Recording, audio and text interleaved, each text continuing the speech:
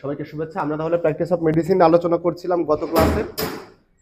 এর ধারাবাহিকতায় আমরা সেখানে রেসপিরেটরি ট্র্যাক্ট নিয়ে আলোচনা করেছিলাম, ডাইজেস্টিভ সিস্টেম নিয়ে আলোচনা করেছিলাম, এবং আমরা সর্বোপরি ইউরিনারি সিস্টেমে করছিলাম, আলোচনা করছিলাম।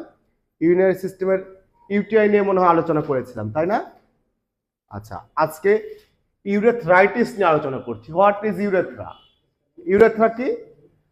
ইউরেথ্রা কি? It is a part of urinary system, তাই না? প্রস্রাব বের হওয়ার যে রাস্তাটা, এটাকে বলা হয় ইউরেথ্রা। আর ইউরেথ্রা যখন ইনফেকশন হয় সেটাকে বলা হয় কি? ইউরেথ্রাইটিস। আচ্ছা, ইউরেথ্রাইটিস ছেলেদের বেশি হয় না মেয়েদের বেশি হয়? ইউটিআই মেয়েদের বেশি হয়। ইউরেথ্রাইটিস কাদের বেশি হয়? ইউরেথ্রাইটিস ছেলেদের বেশি হয়, ঠিক আছে?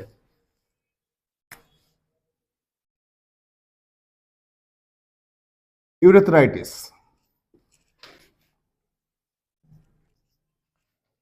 Burning sensation,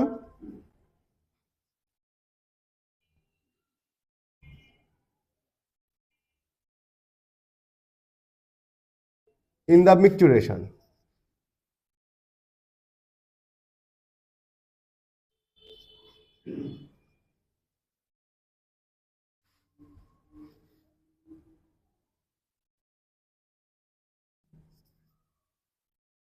Pain in the postcoitus. আমরা রোগীর কি দেখব? বিপি দেখলাম, পালস দেখলাম। এটা যদি ইনভেস্টিগেশনে যাই আমরা, তাহলে সিম্পল একটা investigation, urine for RME, burning sensation in the micturition, pain in the postcoitus, and micturition, প্রসবের সময় জ্বালাপোড়া করা। আমরা ট্রিটমেন্টে চলে যাচ্ছি, আরেকসে চলে যাই।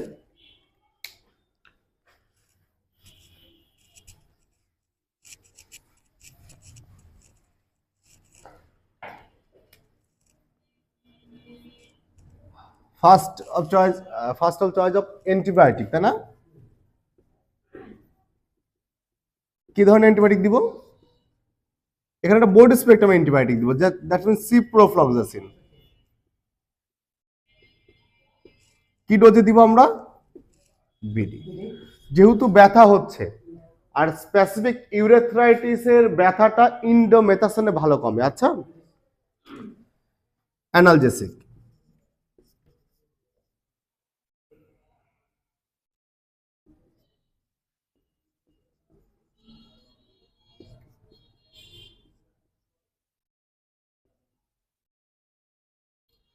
আচ্ছা, ইন্ডোমেথাসন দেওয়ার এখানে একটা কারণ আছে। ইন্ডোমেথাসন কেন দিলাম? এখানে তো আমরা অন্য অ্যানালজেসিকও দিতে পারতাম। ইউরেথ্রাইটিস ছেলেদের বেশি হয়, মেয়েদের ইউরেথ্রাইটিস হয় কম। আচ্ছা, তো ছেলেদের ইউরেথ্রাইটিস বেশি হয়, এবং এখানে একটা আমরা চিপ কমপ্লেইন লিখছিলাম, pain in the post coitus, সহবাসের পরবর্তীতে ব্যথা। তো এই ধরনের ব্যথায় ইন্ডোমেথাসিন একটা খুব ভালো ড্রাগ। আচ্ছা, এই জন্য আমি ইন্ডোমেথাসিন দিলাম। অ্যান্টি আলসারেন্ট, কি অ্যান্টি আলসারেন্ট দিব রাহিম ভাই? দিলাম ইসোমেপ্রাজল, দিলাম বিডি ডোজে। ঠিক আছে। সিস্টাইটিস, সিস্টাইটিস মানে আমাদের যেই থলিটাতে প্রস্রাব জমা থাকে তাকে কি বলে? Urinary bladder. এই ইউরিনারি ব্লাডারে যখন কোনো ধরনের ইনফেকশন হয় সেটাকে বলা হয় সিস্টাইটিস। একটা কিন্তু সিস্ট আলাদা বিষয়, সেটা হচ্ছে পানি জাতীয় টিউমার, সেটা আলাদা। আর সিস্টাইটিস মানে ইউরিনারি ব্লাডারে ইনফেকশন হওয়াকে কি বলছি আমরা? সিস্টাইটিস। ঠিক আছে, তাহলে সিস্টাইটিসের আমরা চিপ কমপ্লেইনে চলে গেলাম। Low grade fever,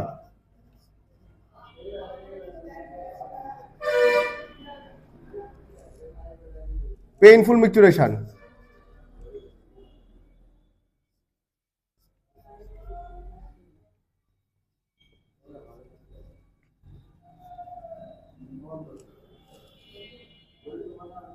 lower abdominal pain,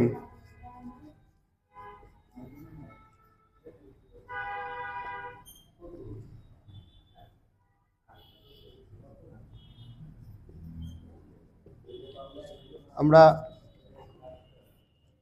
রোগীর পালস প্রেশার দেখলাম, অ্যাবডোমেনটা দেখবো রোগীর কি অবস্থা। ইনভেস্টিগেশনে যাব আমরা। Urine for RME and USG of whole abdomen.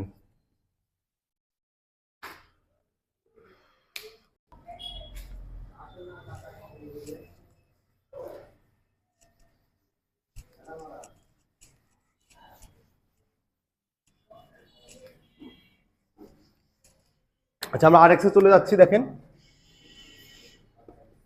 প্রথম হচ্ছে অ্যান্টিবায়োটিক দেবো আমরা। অ্যান্টিবায়োটিক সাচ অ্যাজ আমরা এখানে সেফিকজিম দিতে পারি বিডি ডোজে, যেহেতু তলপেটে ব্যথা আছে তাই না, অ্যান্টিভিসারাল দিব। কি দিব এখানে? দিলাম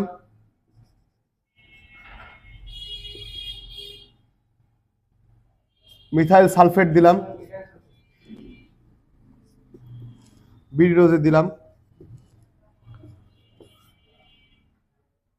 এটা অ্যানালিসিস দিতে হবে। কে দেব এখানে? কি দিব এখানে তাহলে?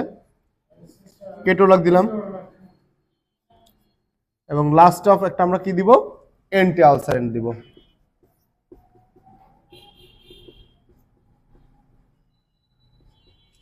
কি অ্যান্টি আলসারেন্ট দিব? প্যান্টোপ্রাজল দিলাম।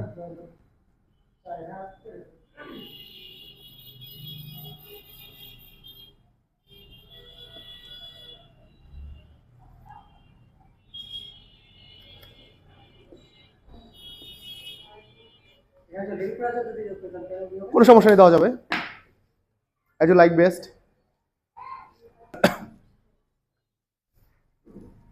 আচ্ছা, একটা সিমটম নিয়ে আপনাদের সামনে আলোচনা করছি, রেনাল কলিক। ঠিক আছে, এইটা স্পেসিফিক কোনো রোগ না, কয়েকটা রোগের সমষ্টি। রেনাল কলিক, কিডনিতে ব্যথা বা কিডনি রেজনে ব্যথা, এই ব্যথাগুলো রেনাল কলিকটা কোন কোন কারণে হতে পারে কিডনিতে ব্যথা, এই কারণগুলো জানলেই আমরা মোটামুটি তখন চিকিৎসাটা আমাদের কাছে অনেকটা সহজ হয়ে যাবে। তাহলে কজ অফ রেনাল কলিক দেখেন,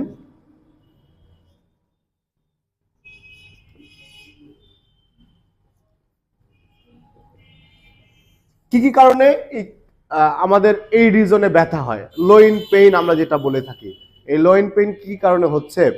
এক, দ্বিতীয়ত হচ্ছে যে লোইন পেইনের সঙ্গে আর কোন কোন সিমটম থাকলে বুঝে নিব যে আমরা কোনটা কোন রোগ হচ্ছে, প্রথম কথা।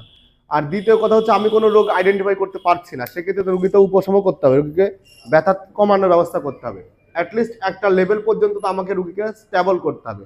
স্টেবল করার পরে আমরা রোগীকে সেকেন্ডারি লেভেল বা টার্সিয়ারি লেভেলে আমরা রেফার করে দিব। সেই সময়টার জন্য রোগীকে ভালো রাখার জন্য আমরা কি ধরনের ব্যবস্থা গ্রহণ করব, জাস্ট আমরা রেনাল কলিক থেকে সেটা আলোচনা করছি। দেখেন, রেনাল কলিকের ফার্স্ট কজ হচ্ছে রেনাল স্টোন।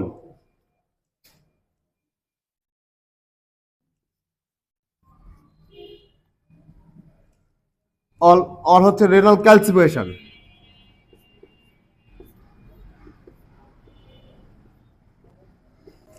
এক নম্বরে রেনাল স্টোন লিখলাম, একটা লিখলাম কি রেনাল ক্যালসিফিকেশন।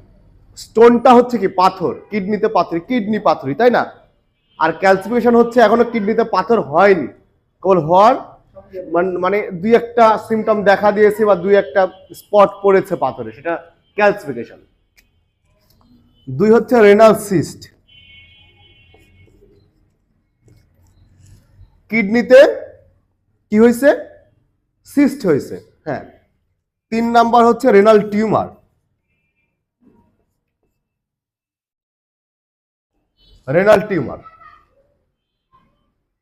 চার নাম্বার হচ্ছে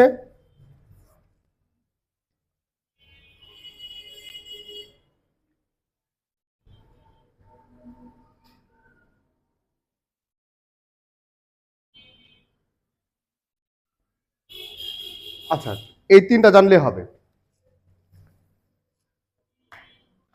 renal stone or calcification, renal cyst and renal tumour. এখন আমি তো, আমার কাছে আলট্রাসোনোগ্রাফি মেশিন নেই, তাহলে আমাকে ডায়াগনোসিস করতে একটু বেগ পেতে হচ্ছে।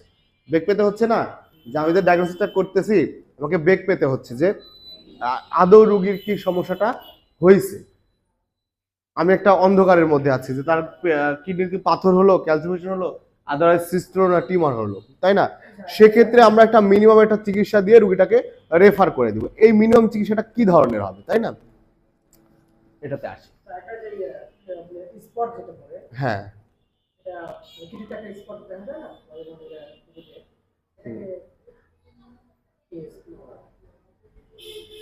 স্পট বলতে ক্যালসিফিকেশন একটা স্পট, আবার হচ্ছে আপনার হাইড্রোনেফ্রোসিসও অনেক সময় স্পট বলি, হাইড্রোনেফ্রোসিস। তো হাইড্রোনেফ্রোসিস রেনাল কলিক, এই ধরনের রেনাল কলিক হয় না। আচ্ছা,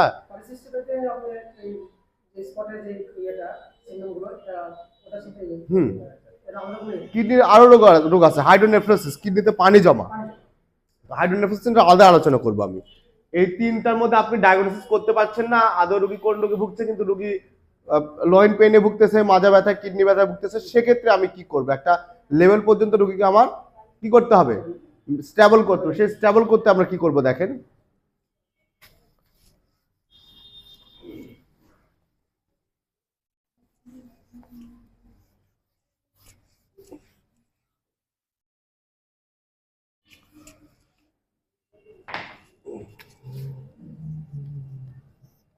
রেনাল কলিকের ক্ষেত্রে যে ঘটনাটা ঘটে, প্রথমে রুগী মনে করে আমার মাজা ব্যথা হয়েছে, উনি গিয়ে ব্যথার ওষুধ খাওয়া শুরু করে।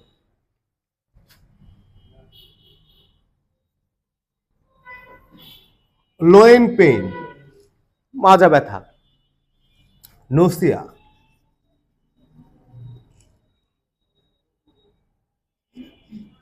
লো grade fever,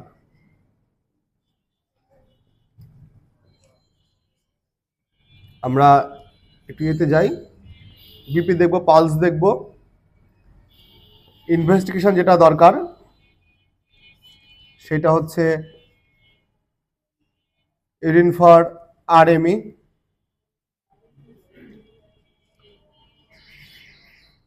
USG of whole abdomen and serum creatinine, এটুকু দরকার। এই ধরনের ব্যথা যেহেতু নুসিয়া আছে, বমিটিংও থাকতে পারে, তাহলে রুগীকে আমরা যদি মুখে ওষুধ দিই রুগী তো বমি করে তুলে ফেলবে, তাহলে আমরা কি করবো? আমরা ইনজেক্টেবলে চলে যাবো, তাই না? ঠিক আছে, গেলাম। প্রথমে যেটা রুগী করবো, যেহেতু রুগীর বমি হচ্ছে বা বমি ভাব হচ্ছে, রুগী আমরা এনপিও করে দিব। এনপিও মানে কি? নাথিং পারোরাল, রুগীর মুখে কিছু আর খেতে দিব না। আচ্ছা, আমরা ইনফিউশন চালু করব, 5% or 10% DA or DNS, 30 to 40 drops per minute। আমরা অ্যান্টিবায়োটিক আগেই দিচ্ছি না, ঠিক আছে? অ্যান্টিবায়োটিক আমরা প্রপার ডায়াগনোসিস করার পরে দিব। সেক্ষেত্রে আমরা অ্যান্টিভিসারাল আগে চলে যাব।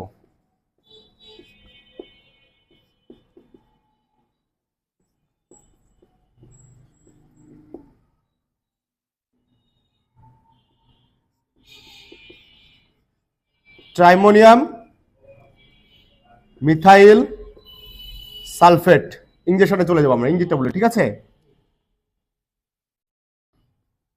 ট্রাইমোনিয়াম মিথাইল সালফেট ইনজেকশনে চলে যাবো আমরা। এনএসএআইডি ইনজেকশনে চলে যাব, কেটোরোলাক,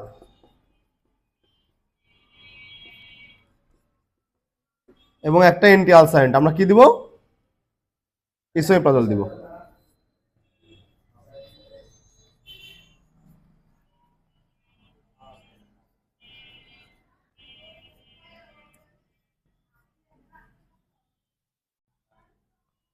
ইসোমেপ্রাজল ইনজেকশনে চলে যাব। হ্যাঁ, এটা আপনারা